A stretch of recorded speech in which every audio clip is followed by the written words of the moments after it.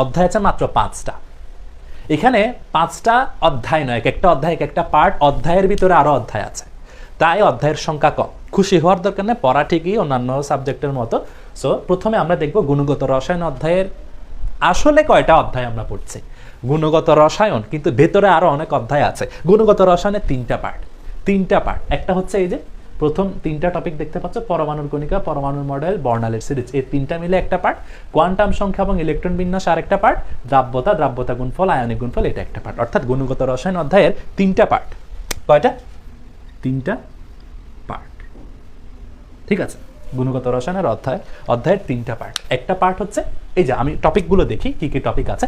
প্রথমে আমাদের আছে পরমাণুর কণিকা, এরপরে আছে পরমাণুর মডেল, পরমাণুর 2টা মডেল আছে, রাদারফোর্ড পরমাণু মডেল, বোর পরমাণু মডেল। ঠিক আছে, এরপরে বর্ণালীর সিরিজ, এটা একটা টপিক, এরপরে কোয়ান্টাম সংখ্যা, এরপরে ইলেকট্রন বিন্যাস, আউফবাউ নিয়ম, হুন্ডের নিয়ম, পলির বর্জন নীতি, সব ইলেকট্রন বিন্যাসের প্রকার, এরপরে হচ্ছে দ্রাব্যতা গুণফল, আয়নিক গুণফল, এটুকুই।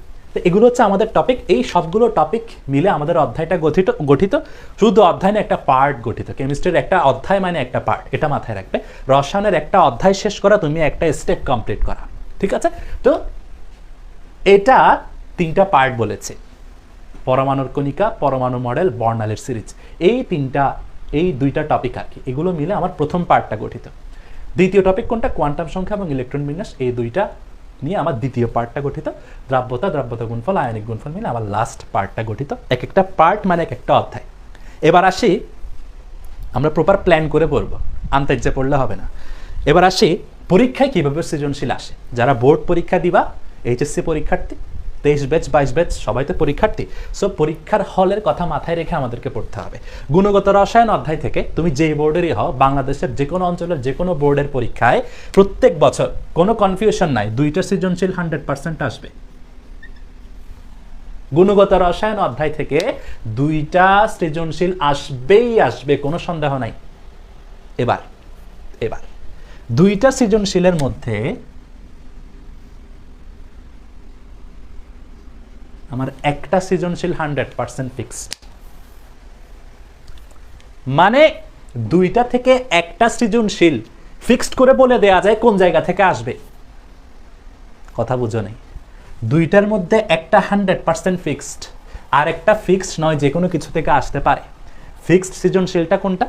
এই যে দেখো, দ্রাব্যতা গুণফল, আয়নিক গুণফল, এটা একটা অধ্যায় বলেছে।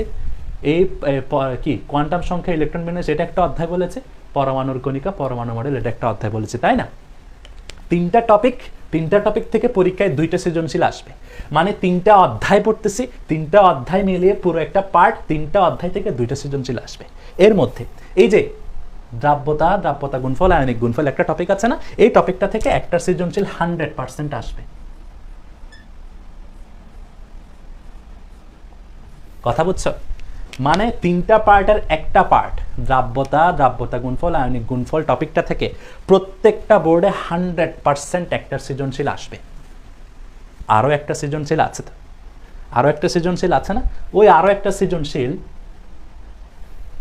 এই পার্ট থেকে হওয়ার সম্ভাবনা 80%, এই পার্ট থেকে হওয়ার সম্ভাবনা 20%।